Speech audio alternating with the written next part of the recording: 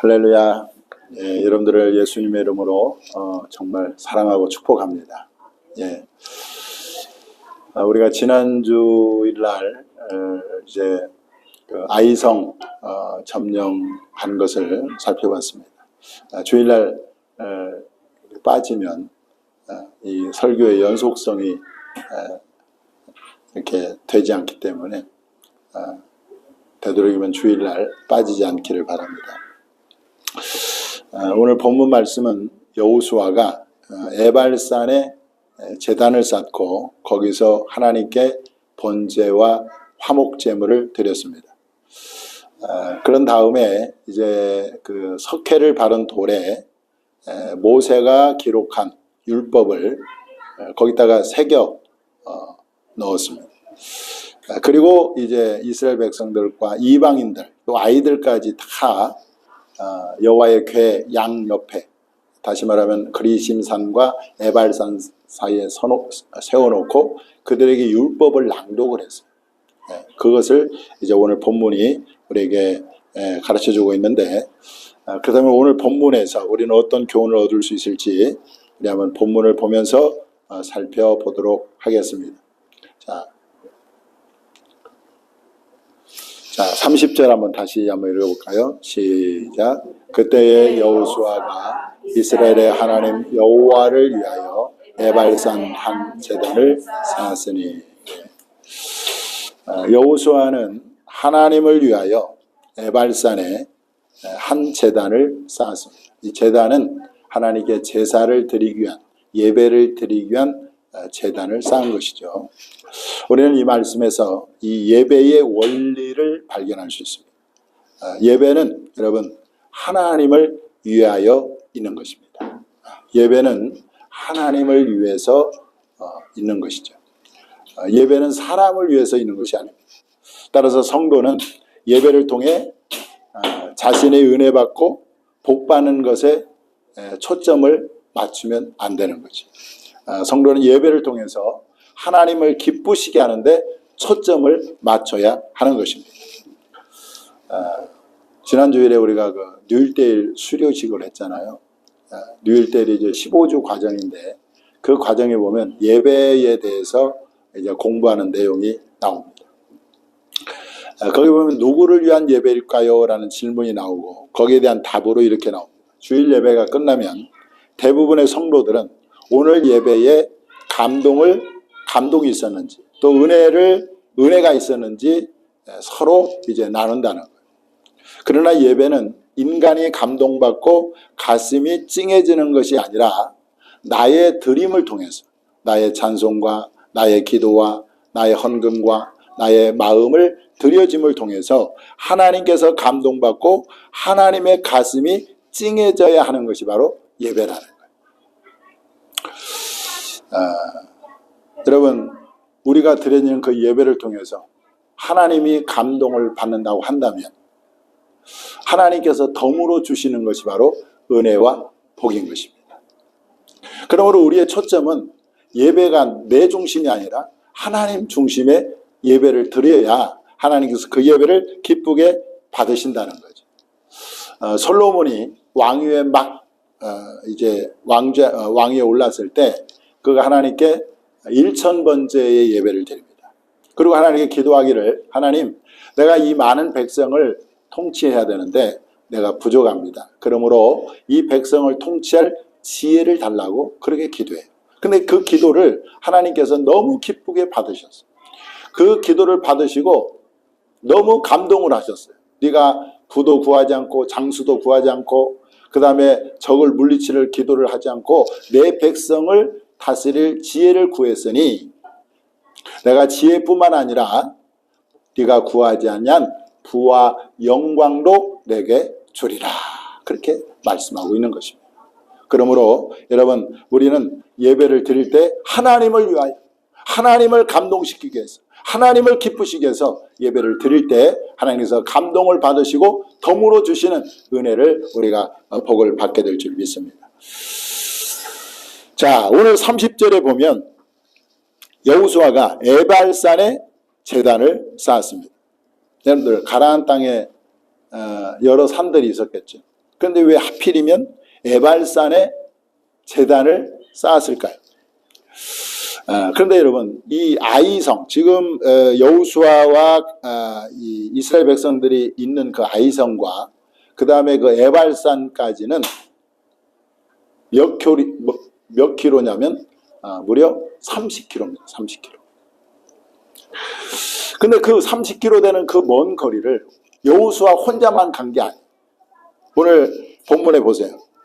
33절에 보면 온 이스라엘과 장로들과 관리들과 재판장들과 이방인들까지 그 에발산까지 간 거예요. 또 그들만 간 게 아니에요. 여자들도 가고 아이들도 거기 갔어요. 오늘 35절에 나오잖아요. 아이도 여자들도 그리고 거류민까지 거기에 간 것입니다. 자, 여호수아가 이 30km 떨어진 이 에발산까지 가서 제단을 쌓은 이유는 무엇일까요? 그것은 하나님께서 명령하셨기 때문에 그래요. 신명기 17장에 보면 그게 나옵니다. 너희는 가나안 땅에 들어가거든 에발산에 제단을 쌓고 거기서 하나님께 번제를 드리라. 그렇게 주님이 이미 모세를 통해서 명령을 하셨고 그 다음에 모세가 율법책에도 그렇게 기록해 놓은 것입니다. 그래서 여호수아는 하나님의 명령을 받아서 그 30km 넘는 그 거리에 에발산에 가서 제단을 쌓고 하나님께 번제를 드렸던 것입니다. 자, 31절 오늘 본문이 그걸 보여주고 있죠. 한번 읽어보겠습니다. 자, 시작.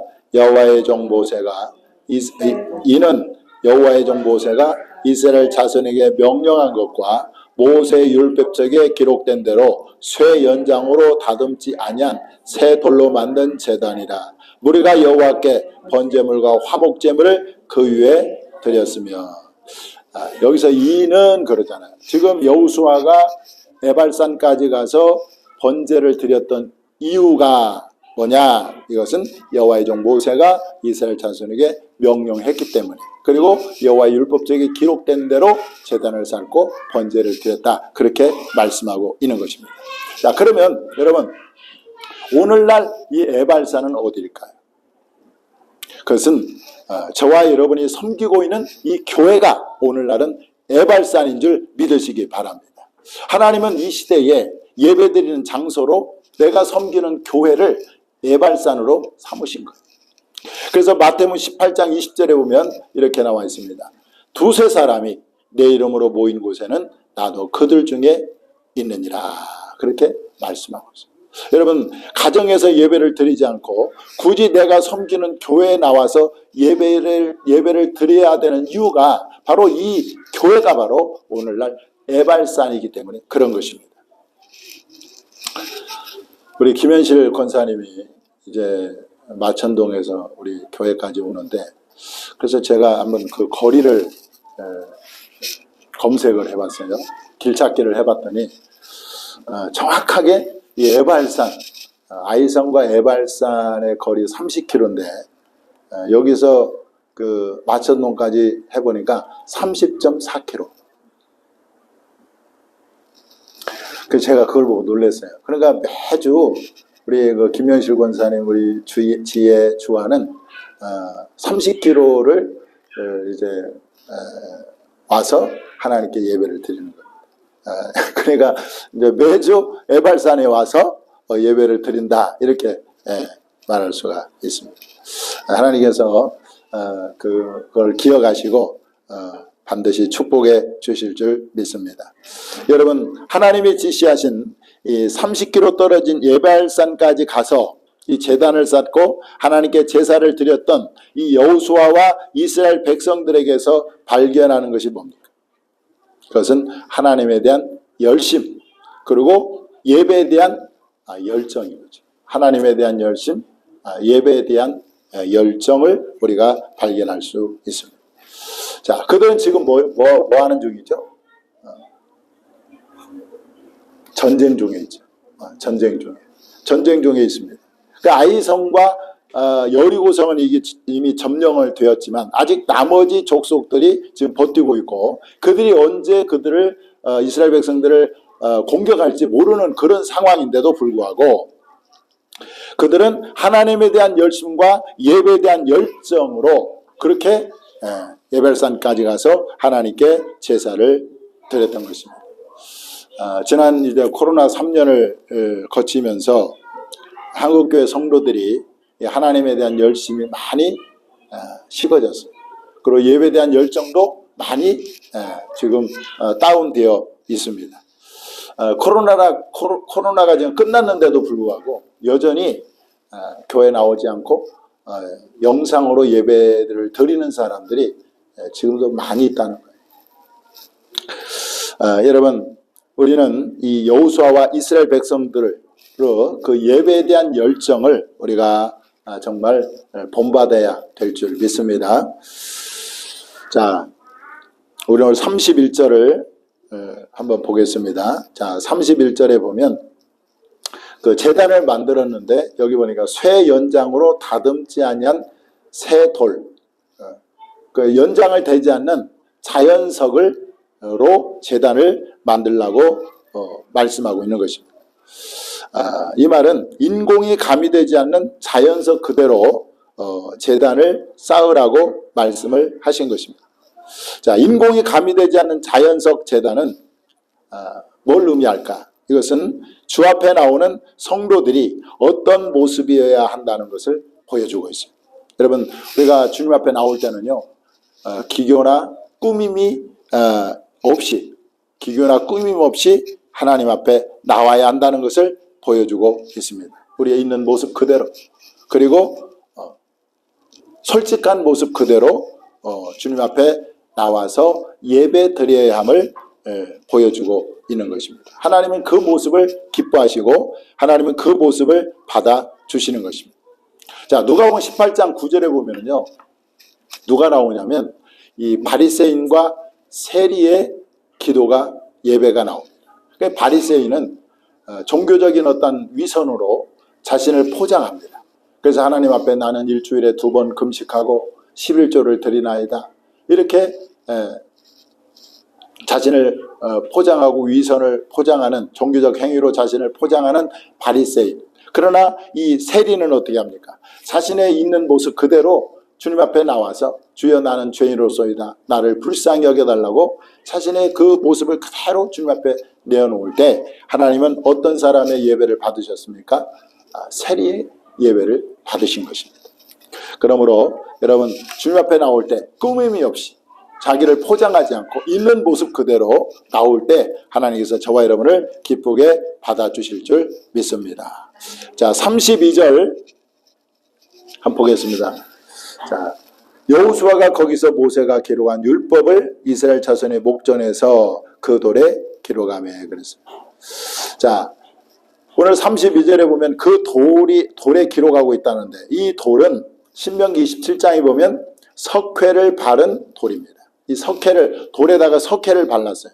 석회를 바르고 거기다가 모세의 율법을 기록했는데, 석회를 바른 이유는 글자가 잘 보이기 위해서 석회를 바른 것입니다.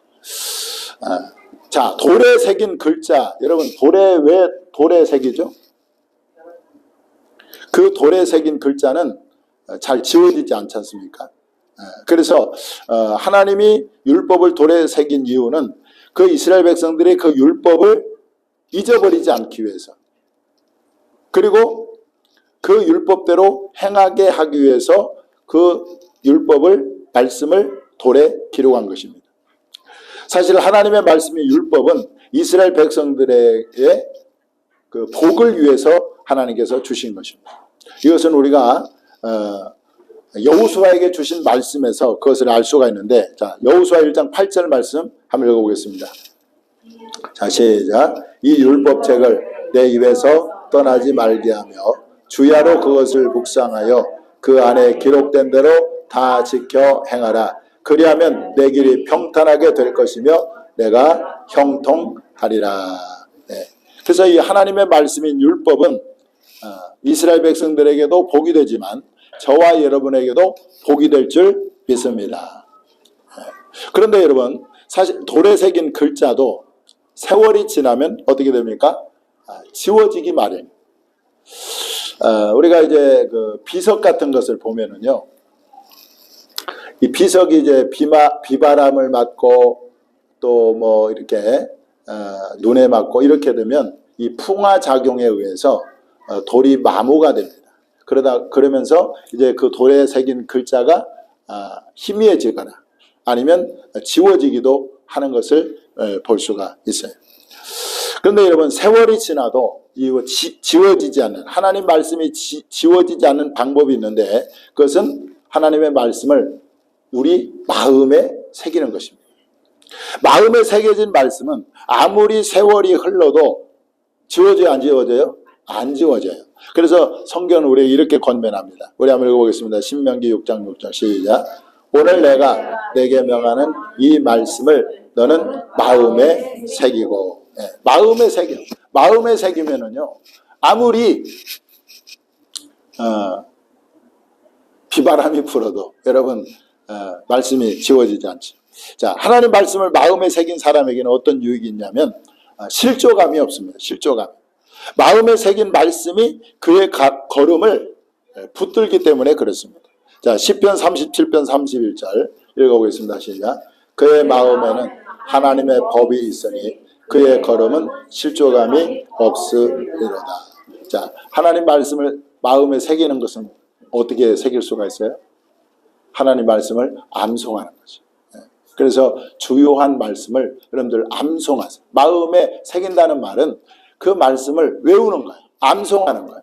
그럴 때 우리가 정말 삶을 살다가 여러 가지 위기를 만나거나 문제를 만나면 그 말씀이 우리에게 얼마나 큰 힘이 되는지 몰라요.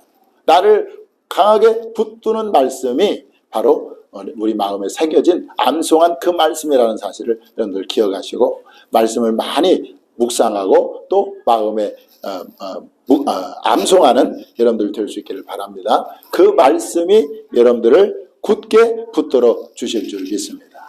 자, 33절 우리 본문 다시 한번 읽어보겠습니다. 시작. 온 이스라엘과 그 장로들과 제사장들과 본토인 뿐만 아니라 이방인까지 여호와의 언약궤를 맨 레위 사람 제사장들 앞에서 궤우 좌우에 서되 절반은 그림산 앞에 절반은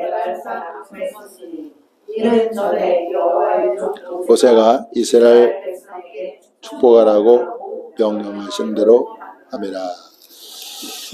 자, 이것은 어떤 장면이냐면 여러분 신명기 27장에 보면 하나님이 그렇게 말씀을 하라고 했어요. 이제 그것이 이제 어떻게 나오냐면 한번 보겠습니다.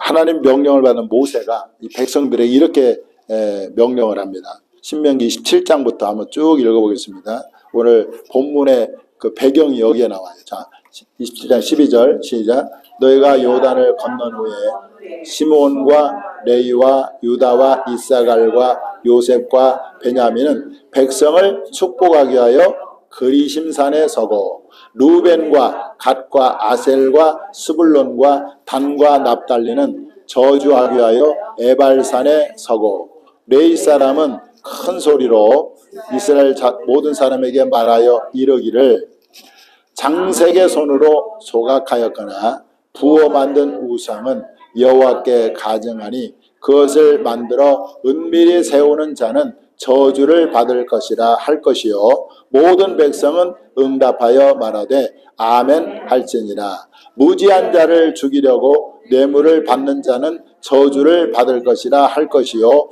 모든 백성은 아멘 할지니라. 자, 결론. 이 율법의 말씀을 실행하지 아니하는 자는 저주를 받을 것이라 할 것이요 모든 백성은 아멘 할지니라. 자, 지금 오늘 본문의 배경이 오늘 이제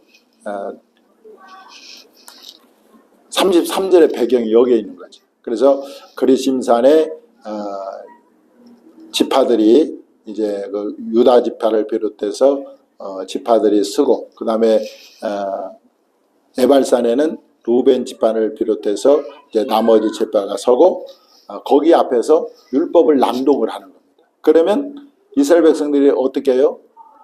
너희가 이렇게 행하지 않으면 저주를 받는다 할 때 이스라엘 백성들은 아멘으로 거기에 반응을 한 거죠. 자, 지금 오늘 본문에서도 이제 여호수아가 이 신명기 27장 말씀에 근거해서 이스라엘 온 회중과 여자들과 아이와 거류민들 앞에서 이 축복과 저주하는 율법의 모든 말씀을 낭독할 때 이스라엘 백성은 어떻게 했어요? 아멘으로 화답했겠죠. 그죠? 자, 여기서 우리가 알아야 될 것은 지금 이스라엘 백성들은 온 인류를 대표해서 그 자리에 서 있는 겁니다. 그들이 온 인류를 대표해서 율법 앞에서 선서를 한 거예요. 만약에 이 율법을 지키지 않으면 우리는 저주를 받겠습니다. 이렇게 선언을 한 겁니다. 자, 그런데 여러분, 이 세상에 율법을 지킬 수 있는 사람이 있을까요, 없을까요? 단 한 사람도 없어요. 단 한 사람. 그렇기 때문에 여러분, 이 세상에 율법을 지킬 사람은 단 한 사람도 없는데, 그렇다면 이스라엘 백성들이 온 인류를 대표해서 내가 율법을 지키지 않으면 저주받겠습니다 라고 아멘을 했기 때문에 지금 온 인류는 어디 아래 있어요? 율법의 저주 아래 있는 것입니다. 이해가 됩니까? 그래서 사도 바울이요, 이것을 정확하게 우리에게 증거해 주고 있습니다. 자, 한번 읽어보겠습니다. 갈라디아서 3장 10절 시작. 무릇 율법의 행위에 속한 자들은 저주 아래 있나니 기록된 바 누구든지 율법책에 기록된 대로 모든 일을 항상 행하지 아니하는 자는 저주 아래 있는 자라 하였습니다.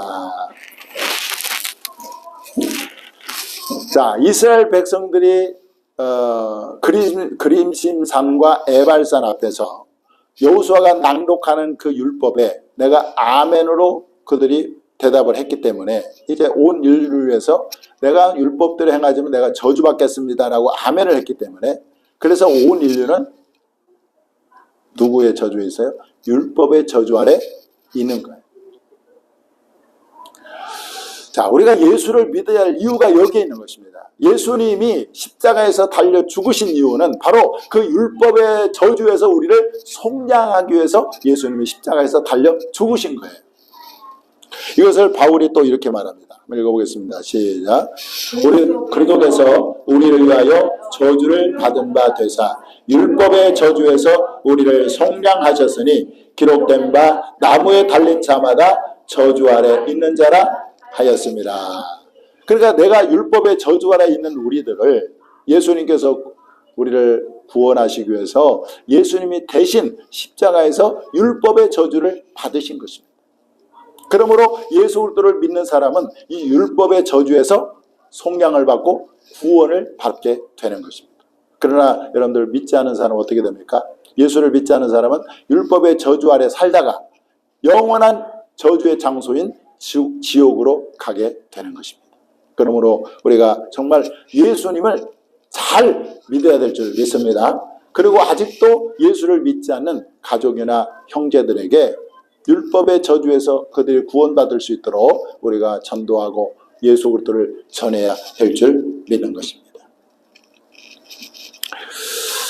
자, 오늘 또 34절 한번 읽어보겠습니다. 시작. 그 위에 여호수아가 율법책에 기록된 모든 것대로 축복과 저주하는 율법의 모든 말씀을 낭독하였으니.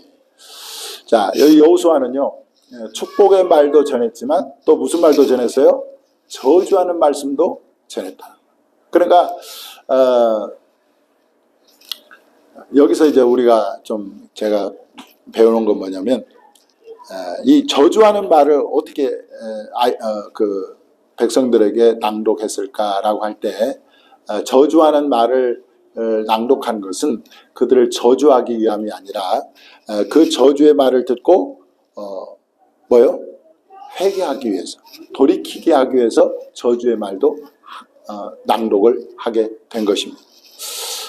이 목회자들이 설교를 할 때 주로 뭘 선호를 하냐면 축복의 말을 많이 선호를 해요. 왜냐하면 성도들이 그걸 좋아하니까. 그리고 이제 그 회개하라는 말이라든지 책망의 말은 잘 하지 않으려고 합니다. 성도들이 그렇게 좋아하지 않아서 그래요. 그러나 정말 그 성도를 위하는 일은 뭐냐면, 여러분, 책망의 말도 저주의 말도 서슴없이 전해야 한다는 거죠.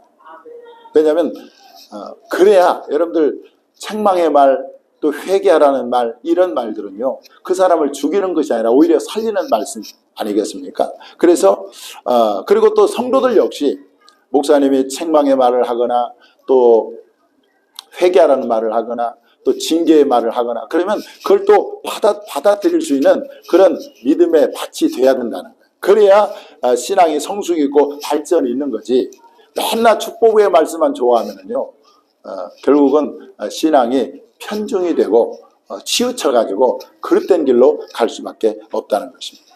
그래서 바울은요, 이걸 잘했어요. 하나님 말씀을 그냥 가감없이 축복의 말이든 징계의 말이든 저주의 말이든 가감없이 전했다는 것입니다. 그래서 그는 이렇게 말합니다. 우리 한번 읽어보겠습니다. 시작. 그러므로 오늘 여러분에게 증언하거니와 모든 사람의 피에 대하여 내가 깨끗하니 이는 내가 꺼리지 않고 하나님의 뜻을 다 여러분에게 전하였습니다. 바울도 꺼리는 마음이 있었어요.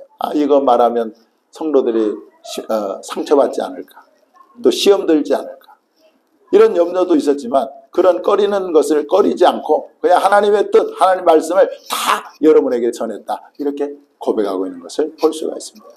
그래서 저 역시 이렇게 정말 여호수아처럼 또 바울처럼 그것이 하나님의 말씀이라고 한다면 그것이 축복의 말이든 저주의 말이든 가감없이 전할 수 있는 목회자가 되어야 되겠다라는 생각을 하게 됐습니다.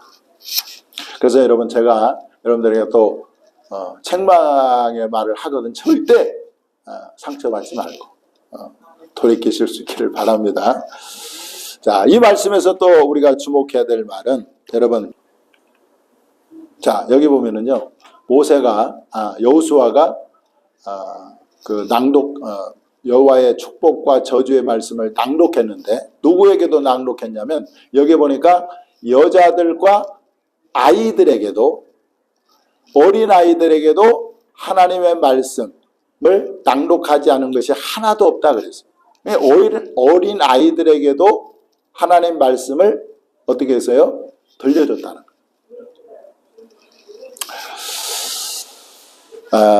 이것을 보면 여러분, 아이들도 하나님의 말씀을 들어야 한다는 겁니다.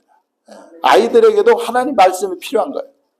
왜냐하면 아이도요, 여러분들 구원받아야 할 영혼이기 때문에 그렇습니다. 예수님은요, 아이들이 예수님께 나오는 것을 막지 않았어요. 그리고 예수님이 하나님 말씀을 전할 때 항상 그 현장에는 누가 있었느냐? 어린아이들도 있었다. 그래서 어린아이들도 하나님 말씀을 들었다는 것입니다. 그래서 누가복음 18장 16절에 한번 읽어보겠습니다. 시작.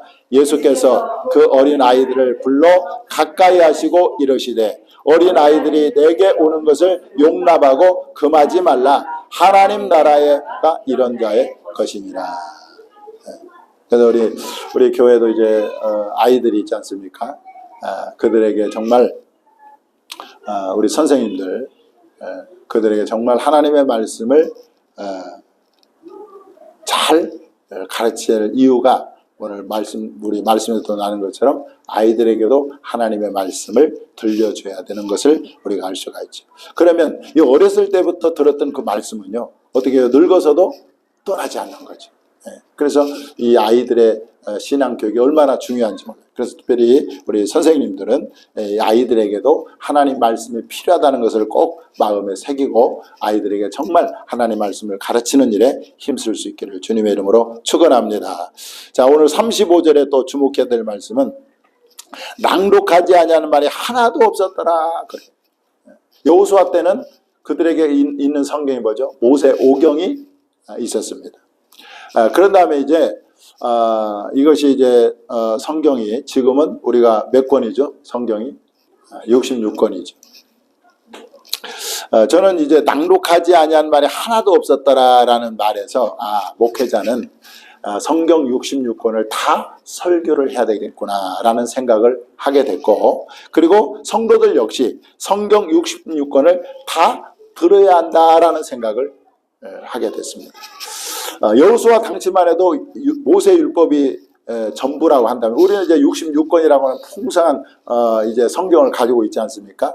그렇기 때문에 이 목회자는 66권을 전체를 다 설교를 해야 되고, 성도들은 66권 전체를 들을 수 있는 신앙이 돼야 되겠다라는 생각을 하게 됐는데, 사실 여러분들 설교자가 이 성경 66권을 다 설교를 한다는 것은 거의 불가능합니다. 왜냐하면 이 내용이요, 너무 방대한 거예요. 그래서 목회자가 평생을 목회해도요, 이 성경 66권을 다 설교 못하고 죽어요. 자, 그런데 성도는요, 이 성경 66권을 다 들을 수가 있어요. 그래서 요즘은요, 성경이 너무너무 잘 돼가지고 오디오 성경도 있습니다. 그리고 이제 우리가 성경을 다 66권 다 들을 수 있는 방법은 우리가 66권을 스스로 읽는 거죠. 읽는 거예요. 내가 스스로 66권을 스스로 읽으면 그것이 곧 내가 66권을 다 들은 거나 같은 거지 않습니까? 그런데 내가 지금 신앙생활을 하면서 성경을 한 번도 읽지 않았다, 일독을 하지 못했다, 그러면 굉장히 사실 부끄러운 일인 것입니다. 그래서 지금 우리 교회에서 이 신약 성경을 통독하고 있는데, 여러분들 이것을 기회로 성경 일독을 한번 도전할 수 있기를 바랍니다. 그래서 성경 말씀 중에 듣지 않은 말씀이 한 말씀이 없게 되기를 바랍니다. 할렐루야. 그런 성도들이 다 될 수 있기를 주님의 이름으로 축원합니다.